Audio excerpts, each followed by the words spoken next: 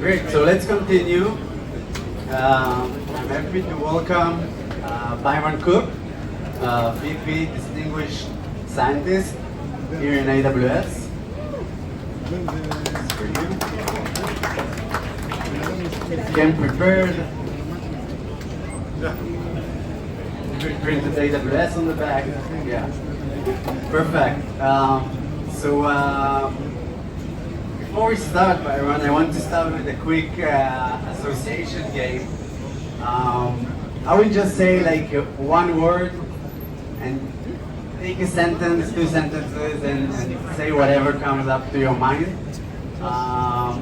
Hallucination. Good. Acid. LSD. Good. Guardrails. Limiting. Startups. The time is now. Agents. I'm an agent. I'm an agent. Okay. Trust. The word that comes to mind is proof. Okay. Perfect. Perfect. So everyone tells me to. This is okay? Perfect. So let's start simple. Can you give us some background about who you are, what your day-to-day looks like? What is it, VP Distinguished Scientist? Not sure if everyone here understands what that means. Sure. By the way, welcome to New York. I assume everyone's here for Summit. So I live in New York. I'm a distinguished scientist. It means I'm an individual contributor, so I don't manage anyone. And I'm a scientist, and I work in the area of. I've been at Amazon for 11 years, and I'm a specialist in formal logic. And so I joined Amazon. I was in sort of pure blue skies research labs. Previously to universities, I was in Microsoft research. I joined Amazon to apply my work to the area of security in AWS. So we went and proved the correctness of the cryptography, and we went and proved ultimately the correctness of the virtualization infrastructure, the networking, the identity infrastructure, and then we built some tools that are based on. So I am access analyzer in VPC, which is one of the So the job is basically I identify cool stuff we should be doing. I trick younger researchers into doing the stuff with me. I write down the value proposition in language that executives can understand, and then I connect the two, and then you get bang, like products get formed, and stuff gets off, and I write something that's my day-to-day job is basically just to get shit done, and then whatever that is kind of evolves as the days and years go on. And what about automated reasoning? This is something that you built in the last decade. Can you explain a little bit about it? What does it mean? Yeah, so I really could not have imagined that my area would be interesting to anybody else but like the 3,000 people who do my field. So traditionally what I do is I automate deduction in mathematical logic. So that's the same technology used to prove the Pythagorean theorem or to prove the four-color theorem. Did you know hold up your hand if you know the four-color theorem? So this is a theorem that says for any map that you can put on a wall, like map of Europe, map of Asia, you will never need more than 4 colors. Right? Because France and Sweden don't touch, so you can use the same color for France and Sweden. You can use the same color for England and Germany, because they don't touch. So you never need more than 4 colors, and that's true for the infinite set of possible maps. So how do you reason about the infinite? It's the same with the Pythagorean theorem. There's an infinite number of triangles, in fact countable. How do you know that holds for all possible triangles? Well, you have to use mathematical logic, and those techniques go back to the Greeks, right? And so we're reasoning in finite time and finite space about the infinite. And so that's basically for 30 years I've been doing that, but really deep in the bowels of like Intel microprocessors and railway switching and military systems and device drivers, and then with generative AI, it suddenly becomes very interesting because now, as we're using agents to write code for us automatically or make decisions for us, it turns out that you want to reason about the correctness of the decisions that agents make. Exactly, and how is that applied on agents? Like speed versus quality. How do you go about that with automated reasoning? from an AWS product perspective, we have a number of things happening right now. So agent core policy makes somewhat limited use of that capability. Hero makes somewhat limited use of that capability. Automated reasoning checks and bedrock guardrails is providing some capability, but things are going to move very, very fast and get much bigger. So we can, in the future, we'll be able to reason about the correctness of our programs, and we'll be able to reason about the safety of agents, including like temporal actions, and really, and also multi-agent systems, how agents compose. And how do you categorize agents? Like Eric talked about it a little bit in the panel about human in the loop, many agents, autonomous agents. How do you go about it? You're going to get a scientist's fever dream view of the world, so you'll want to take what I say with a grain of salt. But I view the world previously as a world of socio-technical mechanisms, where we had people who were afraid to get fired and afraid to go to jail that we hired to make decisions and figure out what was happening, right? And we are trying to replace that with agentic systems, where now, rather than at the pace of a human, instead at the pace of a machine, we're getting creative decision making. And to do that successfully without terrible things happening, we have to define the envelope of safety. We have to define like what is confidentiality, what is integrity, what is sovereignty, what is privacy, and then write that down as a formula to differentiate the infinite set of bad behaviors and the infinite set of possible good behaviors, and then have mechanisms to show that the agents aren't doing bad things. That's what I do. And so then, thus, for me, every agent is just an infinite set of behaviors. And how do you compose them is sort of a mathematical formula. But what do you think about startups that are doing that, big companies that are doing that, like medium-sized companies? How they should, treat that? Oh, I mean, I think that this is a great time to be a startup. Right, because you are, the large companies are really struggling because agents are breaking down. Like large companies build decision-making mechanisms for quality, not velocity, right? And so now the mechanisms by which the socio-technical mechanisms and the mechanisms by which we make decisions are completely under threat and under disruption. And so it really levels the playing field. So that I think the startups are in an amazing position. So I can't. I mean, you're speaking to a scientist. So if you're asking me for investment advice, I would definitely go and invest in formal reasoning and invest in the startups that my friends are starting or that we're all helping to form. But if you are roughly in the area of startups right now, what an amazing time to be in the field, because there's an incredible time of disruption, an incredible time to like change how decisions are made, and it really levels the playing field in a way that I think is quite exciting. Yeah, and even AWS changed the entire name of this organization that you're at to Agentic AI. Like, what does it mean? It's a bold thing to do to change the entire org name to Agentic AI leadership. Where is AWS is going in that direction? So in large organizations, in AWS, people in AWS work at Amazon, work across organizations all the time. What you find is that across organizational boundaries, often decisions are made a little slower, because you'll typically need resourcing and decisions to be made across 2 organizations, 3 organizations. And so you can make organizations much faster by regrouping them under one leader, but then you do that at the cost of making other decisions slower, right? So there's this huge set of decisions you want to make, and then you form your organization in large organizations around which you want to make this fast, and then which you're willing to make slow. And so you'll see that Amazon has formed the Agentic AI organization like 18 months ago or a year ago or so, I don't remember. And that signals that Amazon sees that Agentic AI is going to be in a fast-moving area, and thus we want to make these decisions fast. That's kind of really the only thing. But does it mean that people at AWS now will build faster, bring more products, doing more, The answer to that question is yes, but you can't conclude that from the organizational boundaries. I think that Amazon, like many large organizations, is having to figure out how to make decisions much faster, and they are having to evaluate and prioritize their priorities in a way that was uncomfortable before. So if you like change and you like disruption, then it's a great time to be here.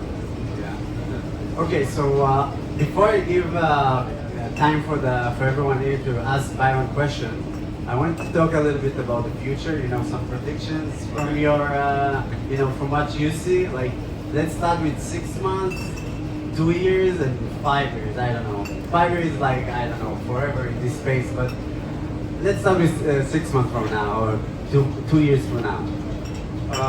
In 2 years from now, what I'm really interested in are two things. One is the composition of agents, like mashups of agents. So how do I take agents, define what they do and what they're not able to do, right? And that would of course be enforced by products like from Amazon, like Agent Core, but I imagine startups and other organizations are sort of building similar technologies. And then how do I take, your banking agent and your tax agent and your investment agent and your money moving agent and mash them up in a way such that you know that they're eventually going to do the thing you want them to do, and they won't go do bad things like reinvest all your money in like carbon free from your point.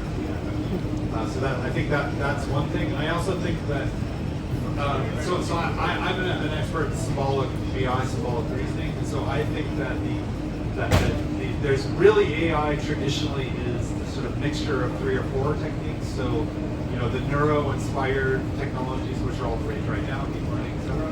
The Bayesian methods, which has sort of fallen a bit, but I think they'll make a big comeback. And then my area that I specialize is in the symbolic area, like Lean, River, and SMT. And so recently the SMT, like neuro-symbolic AI, is the big thing. There's lots of startups being funded, and AWS is making big investments there. But I think the pendulum will swing between these different technologies, and I think that the real action is in the combination of those techniques and getting them to play nicely together. And so I think what we'll find is models are, on average, smaller, lower latency, higher quality, but more special. And do you think agents will be everywhere, or is it just something that will be part of what we do? So I'm old enough to have benefit from having gone through the .com period. Like I sort of entered the tech workforce in 97, 96, 97. And so this feels very much like when the internet came to my university. And so I think that in a way, Q&As were held at this precise location in like 93, and they probably didn't look very different than they look right now. But in many ways, life has changed a great deal because of the internet. So how it is you advertise this event and how it is that people figure out how to get here is different. So I think that agents, in a way, will change what life looks like, and in many ways, life will look just the same. Okay, and for the buzzword, the AGI, what do you think about that?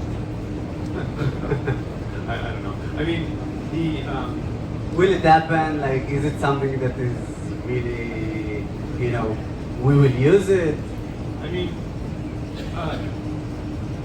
I'll give a couple of answers. So, right now, if you go use propositional satisfiability solvers, they are more efficient. They can go solve problems that the entire collective humanity couldn't solve together. Right? So already today, NP is increasingly feeling like P because of the rise of propositional satisfiability solvers, in particular the distributed solvers like Malomano. The lean theorem for reverse together language models. Now a bunch of open math conjectures are being solved. That we went through a big period of time where there really weren't that many math conjectures being proved, but now they're just falling like dominoes right now. So in that sense, we're already there. And so when I interface with AI tools, in my mind, they have already passed the Turing test, and so we're there. And it turns out you still have to wait until you get a drink. But do you see companies that are really doing that? Like, I'm sure you're meeting a lot of customers these days on this topic. I mean, right now we're going through a massive bubble, right? So it's really hard to discern what's real and what's... You really think it's a bubble? Like, because I see startups all the time, they are building agents, good agents. Yeah, but you're a young guy. So this is what the internet looked like too, right? So, 1999 feels like right now. So there was like a ton of really cool shit. And people like if you took everyone at their word in 1999, 2000, like you would project just a little bit. You would think that a whole bunch of things didn't happen. But on the other hand, yeah, right. So on the other hand, the internet was a revolutionary thing that you mentioned. Yeah. Okay. Thank you so much. Is there anyone here that has some question to Byron? Like anything? Yeah, so you've mentioned mashup of agents, and then this is an area where we're kind of trying to play.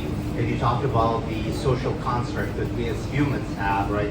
When we come to work, we don't want to be fired, we don't want to be shamed, we want to perform well. Agents don't necessarily have that, right? So when we really introduce autonomous stateful agents into the workforce, like what's going to replace these social constructs to make sure that agents perform individually or as teams? Yeah, so you're going to get a bit. I mean, this is you're going to get my biased view because of the field I work in. But it's my view that people and organizations still, we will want them to define what the rules are, right? What is sovereignty? What is privacy? What is our investment decision strategy? And agents allow us to delegate the details and the creativity, but you can still define that like envelope in which we operate. And then organizations will get those wrong. Organizations will have bad days, and organizations will go and fix those rules. And so it's still a humanist activity, but agents allow much greater scale, so you get much greater leverage. I remember it was like Steve Jobs was talking back in the early days of Apple. He said that the fastest mammal was a human on a bicycle, and he was like the computer is like the bicycle for the mind. And I think agents and agentic AI really take that to the next level. That we still need to decide as a family or as an individual or as an organization what are our tenets, what are our rules, what we're going to allow and not allow, and then really let the AI rip and help us make decisions very, very fast and very leveraged decisions. But that's my personal thing on it. So a bicycle on a bicycle. A bicycle on a bicycle. Yeah. Great. Anyone else? Yeah.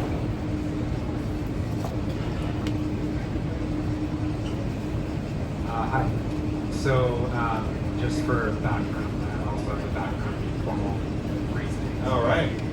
So my question is about, like, what do you think is going to be the future of, in terms of what people read as sort of the specification or pseudocode, or, I know at AWS they're doing a lot with like ears formatted natural language, but in practice, kind of people's eyes glaze over and they don't want to read that stuff. So, what do you think is people are going to be reviewing in the future for as a proxy to code?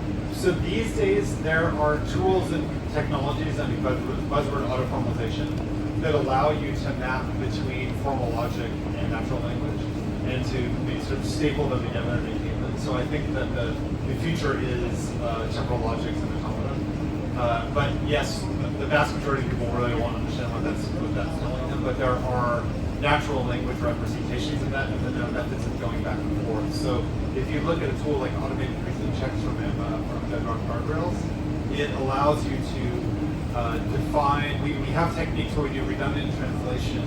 We use a theorem prover to check whether or not the translations were the same. If not, we found an ambiguity. We can go back and ask if disambiguate, and then once they are equivalent, then we have a formula, and then we can walk all the convex holes of that formula, find satisfying assignments, and then translate that back to natural language, and then show you're expert on law, or you're expert on like zoning, and then I think also for code back into natural language. So I think that the combination of language model technology, model-based testing, and the rise of theorem proving allow us to make really interesting product experiences that really weren't possible before. So at Amazon, we were like tripling down in this area. So we're like, if you read the news, you'll see that someone named Sean Weiss has just come back to Amazon. He used to run AWS databases. He's now leading our automated reasoning team, and I'm an individual contributor based on my partner in crime as the people manager, and we're making huge investments actually in the product of sort of auto formalization, helping people write down those properties and do things. So I think that years is one swing at it, and I think that in the future there will be like fundamental building blocks with different representations, and it could be, I think you come from the background like CTL, LTL, automata, the different representations. Hold up your hand if you know formal reason. Hold up your hand if you understood my answer. Good, good. Do we have time for one last question, if there's someone?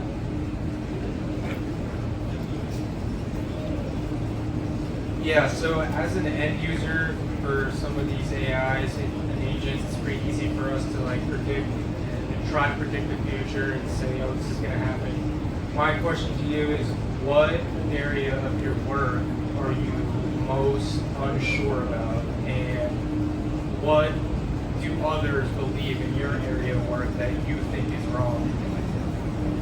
The first area I'm most unsure about actually goes back to the previous question about how the hard part of, we're going to remove socio-technical mechanisms. We're going to remove people afraid of getting fired and try and put like automatic mechanisms for creativity. We're going to have to define our boundaries or envelope of safety. And to do that, organizations are going to have to like write down things that represent the infinite and understand what those mean. And the question before you was saying, wait a minute, isn't that pretty hard? And the fundamental, the question behind the question is like, yeah, it's super hard. And so I think that that's something our society is going to have to go through. So you will see, if we are successful, we will educate the public in the notion of, like, right now when I talk about all possible behaviors of a program, or use the word semantics, most people's eyes glaze over. But that was, like, when I talk about PyTorch, we talk about transformer models, like 10 years ago, people also didn't know what we were talking about. So I think that what will happen in society, if things go sort of the way they seem to be heading, is that more and more people will understand the idea of specification and sort of declarative specification. So that was the first one. I don't remember the second question. The second question was if there's anything that the people that you work with day to day, what they believe you think is wrong. So any like hot take in your day-to-day basis that others believe that you might think is not necessarily true.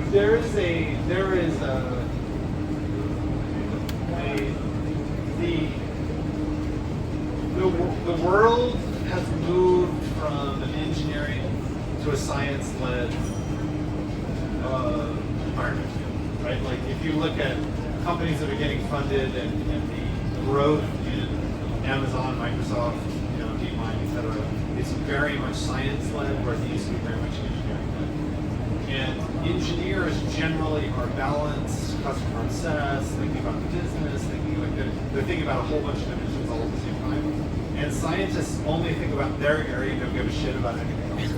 And so right now you see different scientific disciplines, even within the Agentic AI organization, fighting over sort of almost religious level arguments around statistical versus logical views and how to reason. And so I think that we don't have uniform agreement. I think the world doesn't understand how much of an argument in the scientific disciplines there are about how to solve problems and how not working backwards scientists do it. Thank you. That was a great question. Thank you for that. So thank you, Byron. Thank you. It was great having you here. Thank you, everyone, for joining us. Thank you. It was great hearing you.